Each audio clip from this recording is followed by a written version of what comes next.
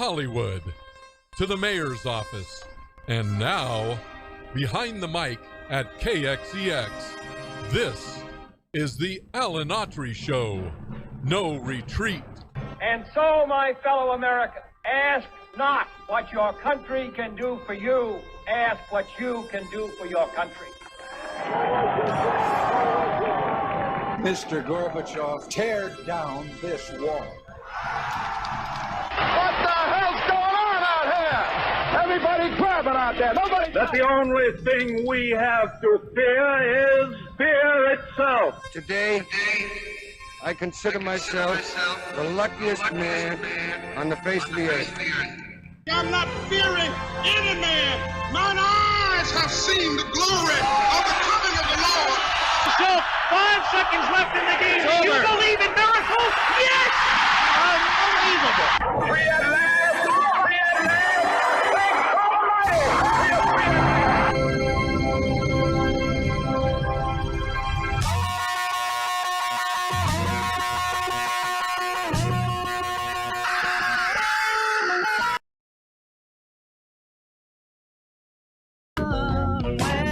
You're listening to the Alan Autry Show on the best talk in town. Talk Radio 1550 KXEX. Call Alan now, 559-899-1550. And welcome to Alan Autry No Retreat. I'm old Alan Autry. Another day older, but not one smidgen better looking. I don't know what's going on. It's a big Wednesday. And you know what that means? Most Wednesdays, with the good Lord blesses us, we get to have Larry Powell with us. And we do today. Welcome, Larry Powell. Good to be with you. Powell to the people. How's that show going? Boy, it's going good. I saw your numbers, man. Saturdays people, at 4, Sundays at 6. That's that's great. And you have a great guest coming in. Very special guest. Yeah, on Saturday at 4, we're going to have Jimmy Ovino from County Office of Education. And then Sunday, we're going to have my pastor, Dale Oquist from People's Church. He's got a lot of good things to say. I think you'll really enjoy it. Fondly refolked to as the Big O. The Big O. Him and Oscar Robertson together. You say them in the same breath. That's right. At what they do. Hey, folks, we got so much to talk about. And this hour goes by so fast. I want to thank Kurt Fleming, the police chief for the city of Clovis. Had a great time with him yesterday. Very insightful on the issue of crime, rising crime, and some of the challenges facing the police department. We know of many. He's a good guy. He's sharp too. Very, very sharp guy. Said he misses being out on the street patrol. You know, I kind of get that. You know, he's an administrator, young guy. Yeah. And his son's a wrestler. He skedaddled out of here right after the interview because he had one more meeting and then he was going to go see his son. Yeah, wrestle, and you being a wrestler. Love that sport. But I say that because you know those wrestlers. You guys like to be in the mix.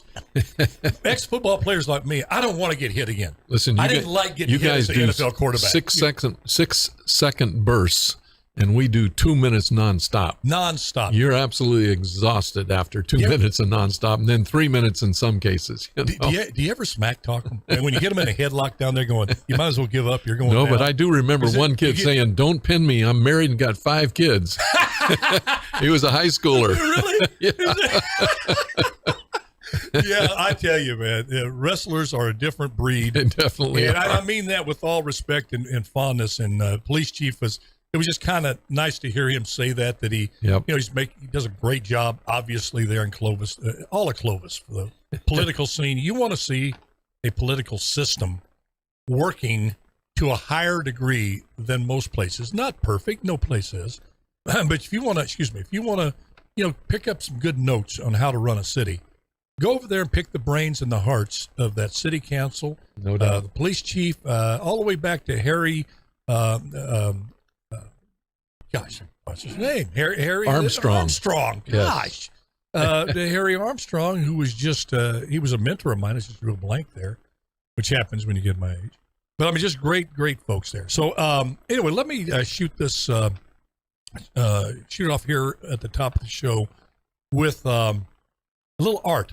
Alan's random thoughts, we call it, a little art session. Sounds good. And some things you may not know. Thomas Sowell likes to say some things are accepted as truth because they can be empirically proven to be so. Yes. With evidence. Others statements are accepted as fact because they simply have been repeated so often. And, we have one of the Beatles, John Lennon, lead singer on one of our, in our promo, Revolution of the Beatles. And the Beatles did a song called Let It Be. Right. And John Lennon wrote that song. And in that song, it says, there's a lyric that says, Mother Mary comes to me, bringing words of wisdom, let it be. Now, for years, I thought, and never heard anybody in any interview say otherwise, that was in reference to Mary in the Bible. Mother of Jesus. Mother of Jesus. And it was not. Her John Lennon, that's one good thing about YouTube. You can go on YouTube and find these like interviews that they did, very obscure things. Yes. It was about his mother. His mother's name was Mary, and one of his mother's saying when things would get difficult or whatever, she would just say, let it be. John, just let it be. So you have a little insight right there. In the whole scheme of things of importance may mean nothing. But to me, I said, sometimes we can get things wrong or we can believe things. You hear it so often. Sure. And why he didn't come out and, well, he did in that interview. The interview clarify it. Well, the interview was like back in way back, late 60s, early 70s, I believe. Just after he died. Yeah. Just after he died, he did it. But anyway, that's okay. Here we got, so now you know a little trivia you can pass on at your dinner party or hanging out. Governor Newsom today said that all health workers could come back to work, Larry, even if they test positive for coronavirus. What a 180 from locking down, being treated like a leper to come on back and work on sick folk. Closing restaurants, closing stores, isolation, all the things that happen. What break that down a little bit for me? What do you think? Well, it's got to tell you that they're not looking at the coronavirus at the same level of severity all the time or consistently. So when it's convenient, they pump it up as the worst thing ever. When it's inconvenient, they drop it down, on severity. So you've got to if you want the public to believe you on anything, you have to be consistent with your message. When you're inconsistent, and that's what happened with Fauci. Fauci started, saying all these things. First, wear a mask, don't wear a mask, and just flipped all over the place. And when you don't have that, your trust factor decreases astronomically. You've been a leader your whole life, basically. You Central Unified Superintendent there, head of the County Office of Education, just, a natural leader. Why do folks in leadership positions, particularly the political world, make statements that in it there is an absolute authority behind the statement that it's 100% fact, it's not debatable, it's irrefutable what they're going to say, and knowing full well that they're making that statement with limited, if not bad, information, or making it up, to say that, and basically making statements that you really don't have the power to fulfill. Like when Joe Biden says, I'm going to shut down the virus. Right. He doesn't have the power to shut down the virus. And when Fauci came on and said, masks work, you should stay inside. This is the only way to defeat this virus. Stay inside, close quarters, don't go outside. By all means, don't go to a park or a beach where you're probably the safest. And it goes counter to the science, yet you put it out there. Then you have the media. If I may use a sports analogy, which I do from time to time, Biden and Fauci were the wide receiver and the quarterback, and the media was the offensive line, basically blowing holes in there in the defense and saying, if you even criticize this, we're going to cancel. Now you have them repeating cancelable statements. Well, you know what has happened is the media will back up bad statements. So when you have that, you have no fear of telling a lie. You no longer have to worry about it. So if you know that what you say doesn't matter, And there are enough media folks out there that will say, yes, this is true, without regard for truth. You're going to have all kinds of offensive statements come out and things that are not even close. I mean, you remember I used to say that doesn't pass the giggle test? Yeah. You know, well, there's no giggling anymore. I said that about my acting. Yeah. Yeah. No, I mean, that's true, Larry. It's, so let me ask you this. It's a kind of and I think the answer is be quite disturbing, to be honest. But if you figure into this equation that politicians now feel very comfortable with telling lies, yep, that they know that they're telling lies. Back in the day, as they say, in prior years, if a politician was caught lying, it was a big offense. You probably saw your job in you were deep done. jeopardy.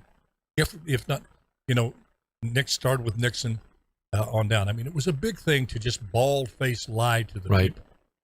But now, does not the ease in which it seems like all politicians lie indicative that they feel that the public in general really doesn't hold honesty in the high esteem that they did before, and that they could get away with it, that it doesn't, and I'm speaking this in terms of the left, sure, that we can say whatever we want to say, demonize whoever we want to demonize, lie whenever we want to, as long as you get the people get their free stuff.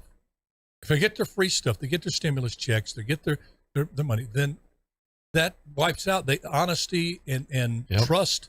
Don't you think that figures into the equation, and how dangerous is that no, it for really our is. democracy? Well, when truth is no longer required from a public official, then you don't have a democracy. Because democracy relies on the truth. And when you lose the truth, you lose your democracy, you lose every freedom you had, and as you become more and more vulnerable to that kind of situation, you accept more and more untruth. And so there's a direct correlation between accepting lies, by the promulgation of them, and then when you see it in print, and you've got all kinds of print today, social media and all of the streaming and everything else, you can find someplace anything that backs up what you want to believe. And so no longer is it really refereed. There's no such thing as refereeing statements anymore. We have a society where you can say what you want. People will believe what they want regardless of the truth. And when you do that, democracy's in jeopardy. That goes way back. See some of the most of the really enlightened philosophers, Socrates, Aristotle, Plato, Marcus Aurelius, the second emperor of Rome, who was, you're the educator, you can say if I'm right or wrong on this, but was one of the handful of Roman emperors who was seen as good, as a good emperor. They all said if virtue is taken out of leadership, your days as a free people are numbered. Yep. They Absolutely. all said that. Yes. I mean, and back in prior to that, the only governing system, if you will, or structure was authoritarian. It was kings, emperors, that sort of thing. And the quality of the individual, the character of the individual, was never even figured into the equation. And then when these deep thinkers, mostly out of Greece, started this deep thinking on it and analyzing it, and Socrates asking questions, they realized if you're ever going to be a free people, you have to embody and value those virtues of truth-telling, honesty, treating people the same, not having, classes of people, to truly be colorblind. You say that and now. All right. Well, we're gonna take a quick break, and when we come back, we're gonna see, where do I go with this? Let me make a quick statement for you. You make it. Idi Amin, Pol Pot, Hitler, a whole bunch of those folks got away with everything because people didn't stand up for the truth. Wow. Made a deal with the devil. Yep. Made a deal. The devil went down to Georgia. We know that, Charlie Daniels said. And Biden went down to Georgia. And I'm not equating Joe Biden with the devil. Please, you people. I get these criticisms and emails. It was just a play on a song. But Biden did go down to Georgia. As Larry said, it wasn't to play the fiddle. He wasn't fiddling around, man. Our president went off. When we come back, we're going to tell you what he said. This is Alan Autry, No Retreat, with Larry Powell. Don't go away.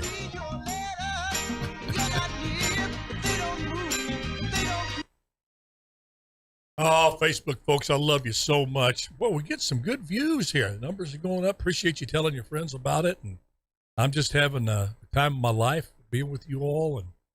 And I always said I'm going to tell you what comes to my heart, regardless if it's on the subject or not. And I'm getting too old to, like, when I feel like saying something, go, well, how's this going to go over? What are they going to think about me? And when I feel it, I'm going to tell you. What I'm feeling right now during this break is it's tough times. Everybody has stuff going on. And sometimes that stuff can be so heavy on your heart and on your mind, on your soul, that you feel like you're the only one. You feel like that no one else can feel like you're feeling. The things coming at you are just so stinking difficult to handle day after day, week after week, month. You say, when will it end? And that tends to wear us down. First of all, the simple message before we come back here on the radio is that you're not alone. You're not alone. And there's some comfort in knowing that. You'll let yourself know. And even more comfort comes, and Larry, you'll more eloquent than I'd ever be on this, is God let his son Jesus experience pretty much everything that we could possibly go through. Right. Joy, anger, heartbreak, pain, physical pain, a horrible death. Yeah. And through it all, the promise was, hang in there. This too shall pass. And if you believe in Jesus Christ as your Lord and Savior, this is all temporary. It's not your home. Do the best you can to serve him. This too will pass. Keep that faith. If you're not going to church, find yourself a Bible-based church. I really encourage you. That's not going to get you to heaven, but I tell you, there's something about being in that church and listening to a anointed pastor give a sermon and just being around other people who have their stuff going on. Right. That really gives you strength. Get yourself a small group, 2 or 3 people. Seek them out. Be the one that makes the phone call. Well, I haven't talked to old Fred in a while, Let me see if he wants to get together, maybe do a little Bible study, just a half hour. Sorry. Or I'm gonna call Jane or this and that, and be the one to start it. I did that. It's tough because you call them up. Hey, how you doing? Hey, want to do a Bible study? It's like you're gonna hear a long pause, or you'll probably hear who's leading it. Yeah, who's leading it? But most of the time when I made the calls, it was like, hey man, that sounds like a really good idea. Yeah.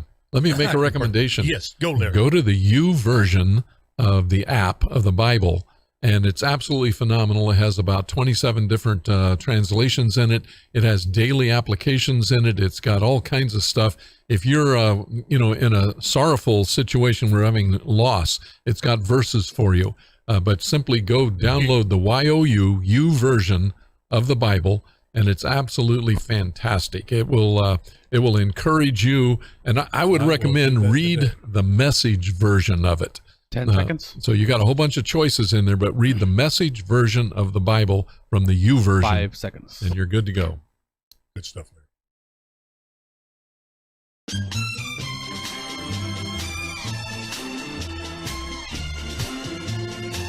You're listening to the Alan Autry Show on the best talk in town. Talk Radio 1550 KXEX. Call Alan now, 559-899-1550. And welcome back to Alan Autry, No Retreat. Keep that song going, Jose. Facebook folks, you can't hear it. The radio folks, you can. No, I just love playing songs that really get under the left skin. 100 pounds of clay. I love it. And the reason for a man is to love a woman. The reason for a woman is to love a man. Yeah. And both of those are supposed to love the Lord. Welcome back to Alan Autry, No Retreat. Okay. Biden went down to Georgia, and how do I say this, Larry, diplomatically? Joe went off. Yeah. Joe, yeah. He took a long walk on a short pier. And there's not much, sadly, that this president has done right. I mean, I'm just being analytical. I'm not being political when I say that. You look at the border open border, millions of people coming in undocumented, no COVID testing, the debacle in Afghanistan, out of control inflation. It's gone up to 7% consumer price index today. The highest came out today. 7% increase, the highest in 39 years. He's supposed to be a divider, not a uniter. He's calling people don't agree with him Neanderthals. He said in the speech in Atlanta that he went down to try to support this voting rights reforms, and we're going to talk about that in a bit, but said you're either on the side of America or you're on Jefferson Davis's side. So basically calling people who really believe that you should have an ID to vote, that you shouldn't have the federal government take over the states' rights, which is a constitutional right of the states, that you're somehow, Larry, you're part of the Confederacy. And anyway, I want to get your research. When we come back from this clip, I'm going to go directly to you on it. But Jose, let's play it. Let's little Joe's greatest moments on Trader Joe's. That's TRADER, not TRAITOR. Trader Joe's comments here in support of this voting rights bill.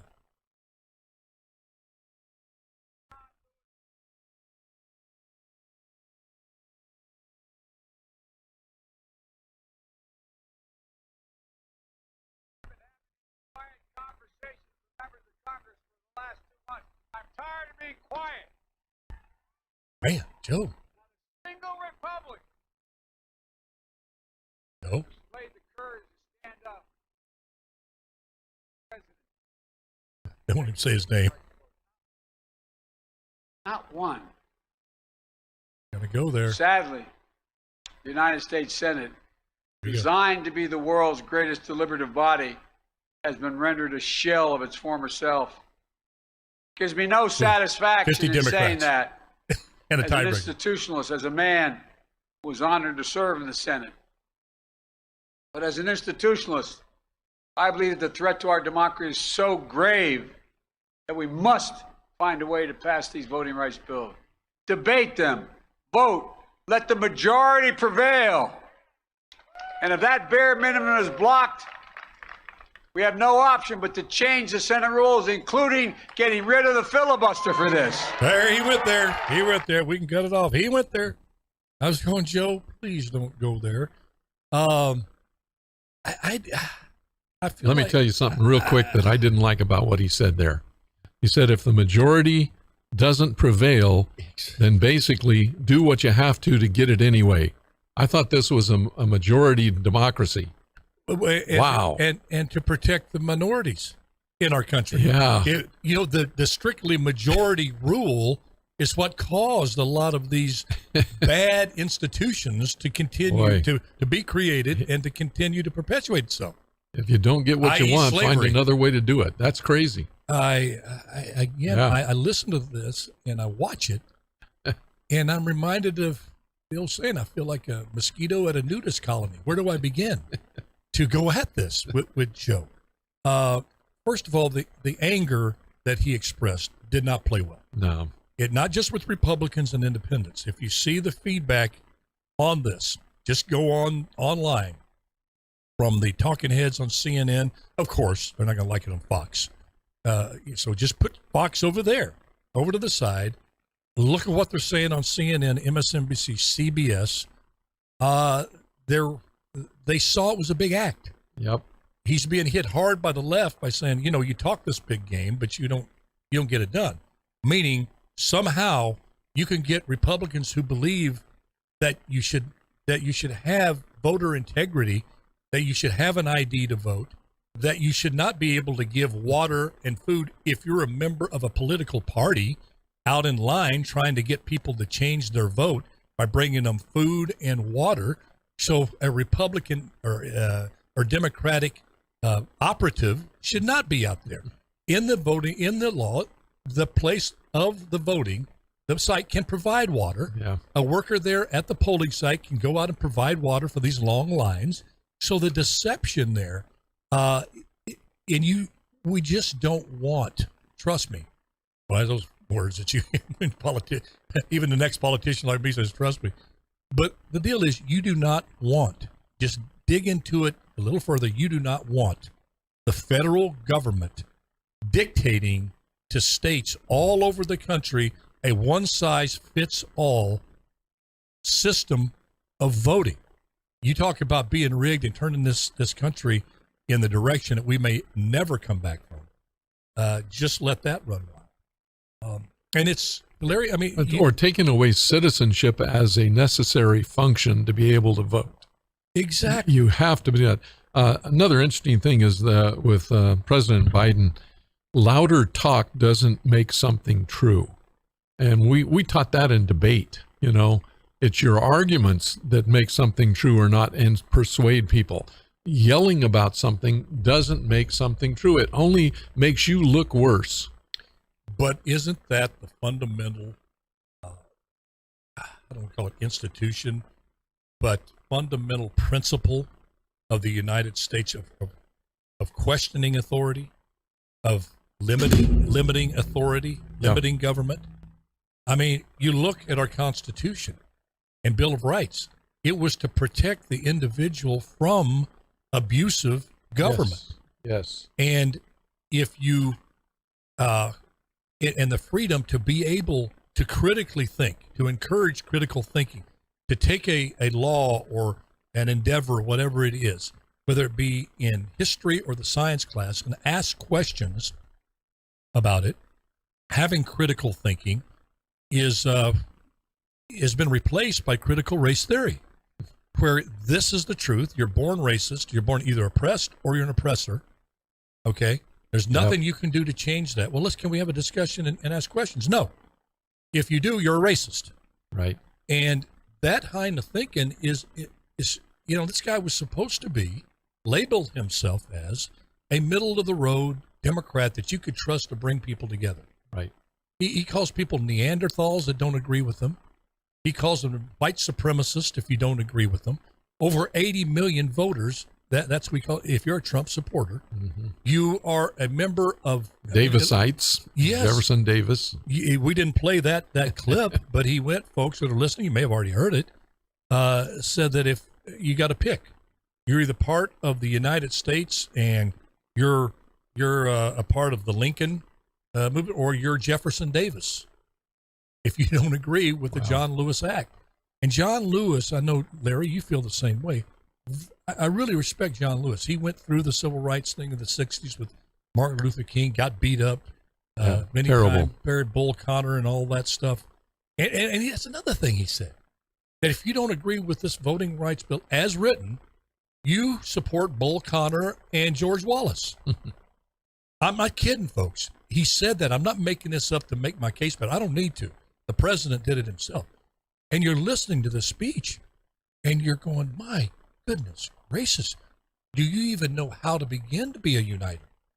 You do anger, you do name calling, you do deception, and I hate to say it, but you've built up a record of lies, you know, in the first year of your term that clearly indicates you're anything but a uniter. As Larry says, uniters, you know, compare this rhetoric to what Ronald Reagan said. And I tell you, coming into office, Larry, probably we thought there were people saying, you know, this is going to be our most polarizing president ever. He's going to start World War III. And it was the big experiment with Ronald Reagan. Absolutely. And he's the one that said, if I'm negotiating with the other party and I get 60% of what I want, are we 60% friends or 40% enemies? Well, we know how Reagan presented. He was 60% friends. He spent more time with Tip O'Neill of the other party, just a staunch liberal, than anybody else, making deals and showing each other mutual respect. Your key point there is that O'Neill was a liberal, not a woke left. He was not a member of the WFL. WFL. Not even close. And I think that's why, you know, it's now 2022. They talked about the midterms. You know, in 2021, the midterms, it's a year away, a lot can happen, and it could.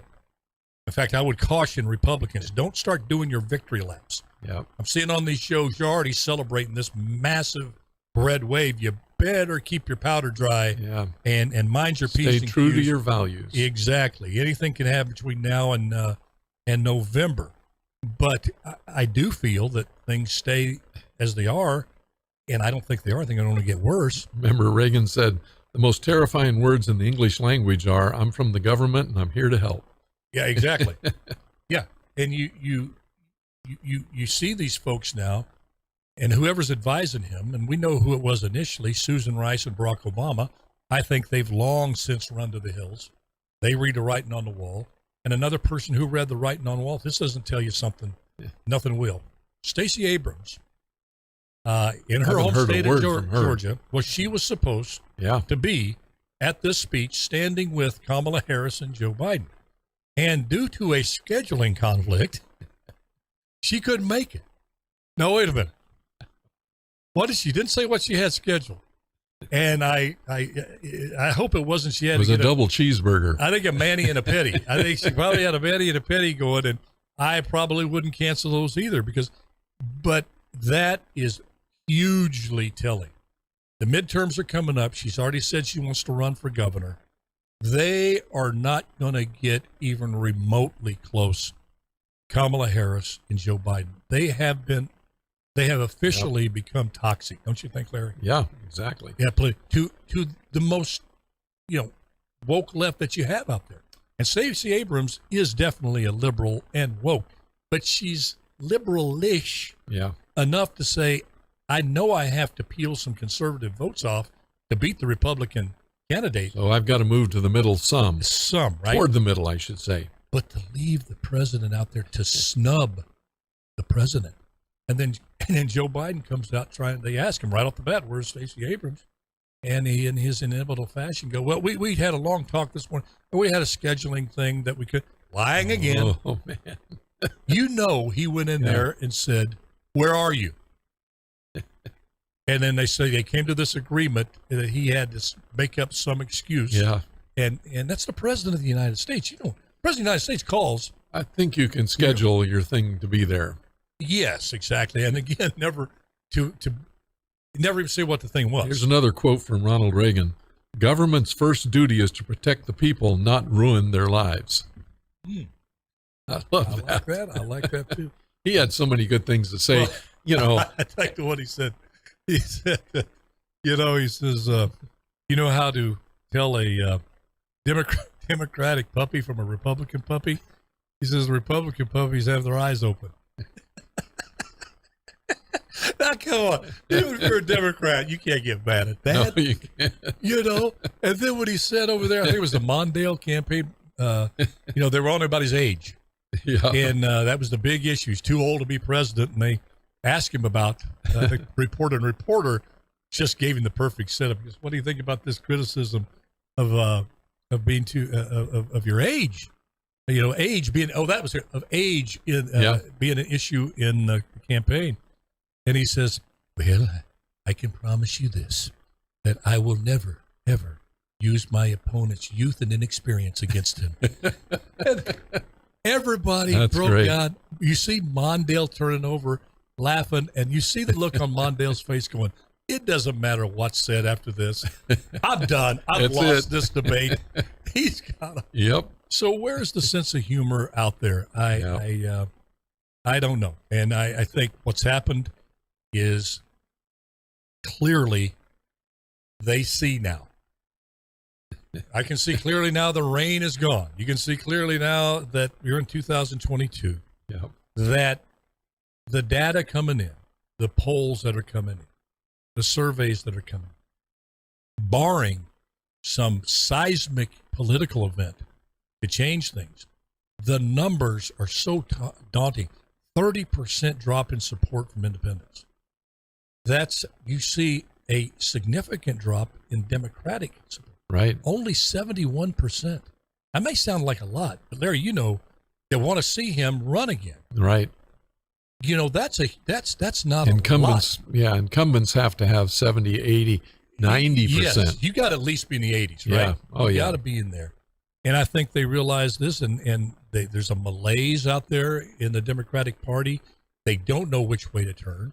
I mean, Larry, what issue do you see out there that this president has the the ability or the wherewithal or the political will or stomach to change course.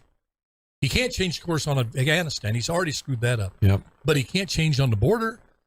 Well, he doesn't have the moral high ground on anything right now. And for a president after 1 year in office to not have something to trump, if I can say, and talk to the people about a triumph that happened, that's pretty poor. Yeah. And you got a majority, in the House, and you got a 50+1 with Kamala Harris in the Senate, for voting. And they've got nothing. And you see people that are, I think about the independents, because the independents are going to be the ones. They'll make the difference. It makes it. And in particular, as a demographic, the suburban women. They've analyzed it and up and down, and almost 100% of the analysts who have looked at the this past election and came to they draw their conclusions, excuse me, as what happened, what demographic voted what, and what determined the election. Right. And clearly, the switch from Trump the first time, who had the support, a good majority of the support of these suburban women, lost that support. They went to Biden. They got tired of the tweets. They wanted a uniter. They wanted somebody to bring some calm to the world with its COVID world. And they have clearly had it with Biden. They're gone, and they got to be. Well, they wanted calm, not comatose. Exactly. And then exactly. And, you can hear them, kind of just see them. I do. Listen to this stuff and going, Joe, you showed some passion here in Georgia. You really showed that this issue of the Voting Rights Act meant something to you. You got angry.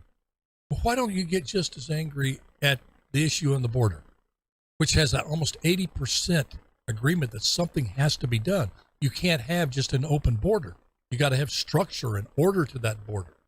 And you don't even address it. You name Kamala Harris the czar. She's never even been there. And why don't you get mad at inflation?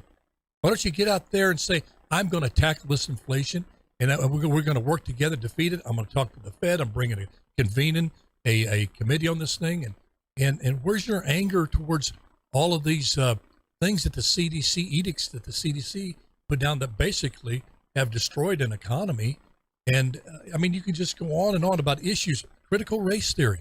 Why aren't you upset that schools are teaching young kids, to be racist? Yeah. Why are you not saying, and we just found out today, Larry, I want your comment on this. We're going to take a quick break. When we come back for our last segment, some just startling news out of Washington about the Education Secretary, Miguel Cardona, and his role in this infamous email from the National School Board Association requesting that Merrick Garland declare parents who get passionate at a school board meeting be declared domestic terrorist. This is a major event that's happened in that issue, and we're going to talk about it when we come right back. It's Alan Autry, No Retreat. See you in a bit. Looks something like a turnip green.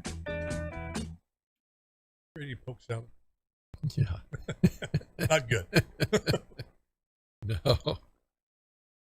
Well, Facebook folks, this is just for you, not on the radio, but Finland nailed it because the Finnish word for horrible is Kamala.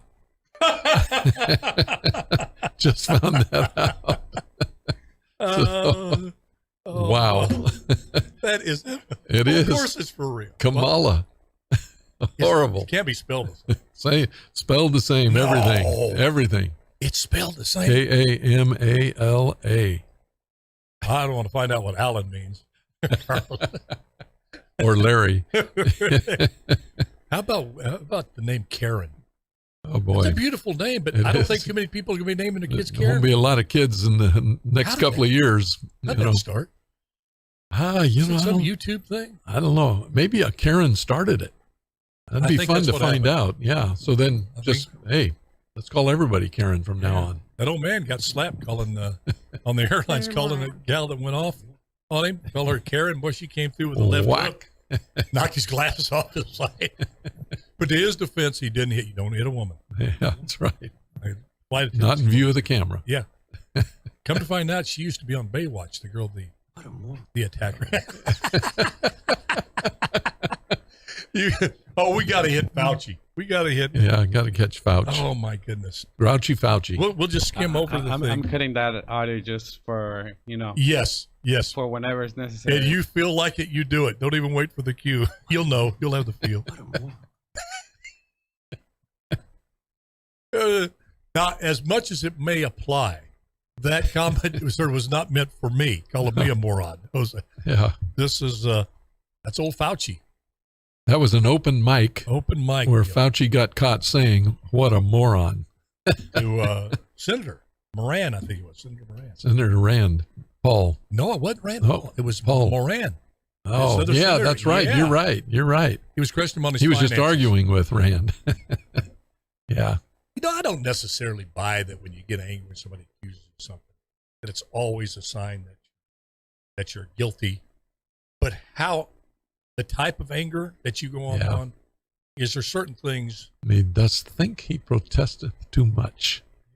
I'm making him look like. Yeah. Remember, the Bible has something really good to say. It says the soft answer turns away wrath, not the fighting back.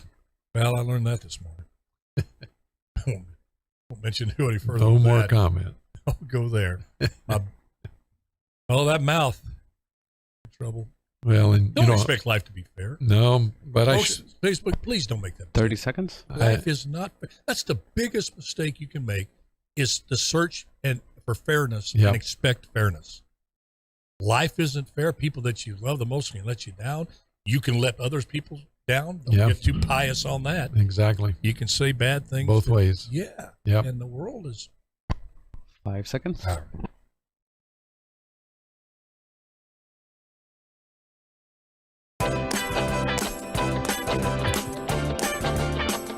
You're listening to the Alan Autry Show on the best talk in town. Talk Radio 1550 KXEX. And welcome back to Alan Autry. Sorry, I tried to time that drinks before I came back online, but I'm a step slow, Larry. I'm just a step slower than I used to be, than my usual steel trap mind. All right, we're running out of time here. Quick, let's get to this breaking news concerning Secretary of Education Miguel Cardona. We found out through the emails, not some conjecture. You can look it up yourself. Apparently, sent an email to the National School Board Association in response to all of these parents, particularly in Virginia, saying, "Look, we don't want our kids being caught critical race theory." There was kind of rebellions going on all over the country, but Virginia became like ground zero. Yep. But with the kid that attacked the girl in school and this and that, said he was a girl, this and that, but a lot of stuff out of whack there. And the parents really had it. And in particular, the father of the girl that was raped at this Virginia high school did not like it. And he let the school board know that he did not like it. Right. Which prompted, apparently, we thought the National School Board Association was the one that initiated the contact with the Attorney General's office. Oh, no. One Mr. Secretary of Education Miguel Cardona on his own, preemptively sent an email to the school board saying, "Why don't you, school board, send an email, contact the Attorney General's office, requesting that the Attorney General investigate these instances at the school board as issues of domestic terrorism?" And they did. So it's bad enough that they took that direction. But Larry, I know you have some strong feelings on this. I do. When you have a Secretary of Education who treats parents with disdain, literally disdain, because as a school board, your job is to listen to the public. Your job is to hear what they have to say, and then you make independent decisions. You go and talk and discuss, and in public you discuss. But when you have someone in the leadership role, a national education leader, saying something about if a parent comes and complains and gets kind of loud about it or whatever, you're going to treat them as a domestic terrorist. You have just eliminated parent influence in schools, and parents are the child's first teacher. I've pressed that my entire career. The first teacher that kids have is their parent. I'm their second, third, fourth, fifth, on the way down the line. And for you to denigrate parent influence in school boards is absolutely criminal. And I'll tell you right now, as a superintendent, my view would be this: he should be dismissed by Biden. Biden should get rid of him as a Secretary of Education. And Larry, I've known you for a long time, and you're a forgiving guy. You have a long fuse, but there are certain lines that you simply just do not cross. And this crosses so many. Not all offenses are equal. No, you can't do that Not to all parents. sins are equal. Yeah, no. And then to make it look like somebody else was requesting it, that's dishonest. And you know as well as I do. Wow. Dealing with these kind of situations, dealing with government, spend a lot of time in Washington, D.C. and this sort of thing. I can, not having the email before me, I can guarantee you this, folks, that Cardona did not contact this school board without first contacting Attorney General Merrick Garland and telling Merrick Garland, this is what I'm going to do. Will you act upon it? Will you approve it? Yeah. That's to me is unconscionable. You have this literally collusion. You do. And I'm one of those that didn't jump to conclusions. I want all the information. Hey, listen, I'd love to have them come forward and explain how this started, because he's going to have to. I'm with Larry. This is not a small thing. You let this kind of shenanigans go, and again, that's a big threat to democracy. That's a government. You're getting a little look at the socialism starter kit for some of these policies that are being instituted by this administration. Yep. You want government control in everything. And for example, they say, well, people coming across the border, they're not going to be able to vote. That's just Fox News going crazy. Well, look at New York. It's okayed 800,000 non-citizens the right to vote. But we're going to talk about that, Larry. Not sure we're running out of time. I want to get to Fauci and get your opinion on Fauci. Jose, Fauci's a little grouchy. He got called before Congress again to answer for the Senate, actually. And here's a few highlights from Mr. Fauci and Rand Paul and Jim Moran. We have those? Here, it's coming on right now for Facebook and radio. Here we go.